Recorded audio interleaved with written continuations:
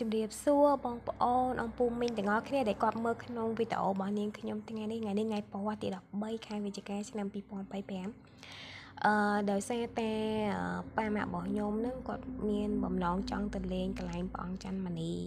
ព្រោះកាលពីគាត់ទៅលើកមុនហ្នឹងគឺនៅព្រៃទេឥឡូវនេះពេលគាត់ផុសទៅគាត់ឃើញគេសាងសង់ស្អាតក៏ចង់ទៅហើយខ្ញុំក៏បំពេញក្តីបំណងរបស់គាត់អ្នកទាំងអស់គ្នាខ្ញុំមកជឿអតុនិយមគេប្រាប់ថាកំពង់ឆ្នាំងគឺទៀងព្រះម៉ែខ្ញុំជួលកង់3គេទៅភ្លៀងរហូតតតែចិត្តទៅដល់កន្លែងព្រះអង្គណាអ្នកទាំងអស់គ្នាម៉ោងចិត្តមិនតបានរាំងភ្លៀង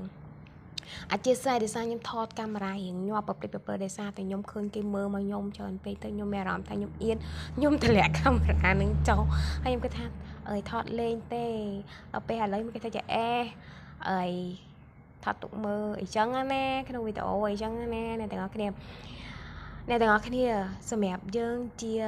ពុទ្ធនិកជនដែលយើងកាន់សាសនាព្រះពុទ្ធមួយរូបនៅពេលដែលអ្នកទាំងអស់គ្នាចង់ទៅធ្វើបុណ្យជាពិសេសអ្នកដែលគាត់ចង់ទៅជួបព្រះអង្គច័ន្ទមនីអ្នកទាំងអស់គ្នាទោះបីអ្នកទាំងអស់គ្នាអត់បានទៅជួបព្រះអង្គច័ន្ទមនីប៉ុន្តែនៅពេលដែលអ្នកទាំងអស់គ្នាបានទៅដល់វត្តរបស់ព្រះអង្គអ្នកទាំងអស់គ្នាជ្រះថ្លាមែនតែនពីព្រោះព្រះអង្គគឺសាងសង់បន្តបន្ទាប់រហូតមានអាសនៈរូបព្រះពុទ្ធរូបលោកពុកអាគិណេព្រះមហាគង់ហ៊ីងធរណីមានរូបច្រើនមែនតែនគួរជាទីជ្រះថ្លាក្នុងការគោរពបូជាហ្មងហើយម្យ៉ាងទៀតខ្ញុំចង់ប្រាប់អ្នកទាំងអស់គ្នាថាសម្រាប់អ្នកដែលគាត់ stress ពីពេញចង់ទៅ relax ឬមួយក៏អ្នកដែលគាត់ចង់ទៅសន្សំបុណ្យកុសលទៅដល់ទៅញុះគឺជ្រះថ្លាអ្នកថាចង់ទៅហើយគឺចង់ទៅទៀតហ្មងខ្ញុំចង់និយាយចឹង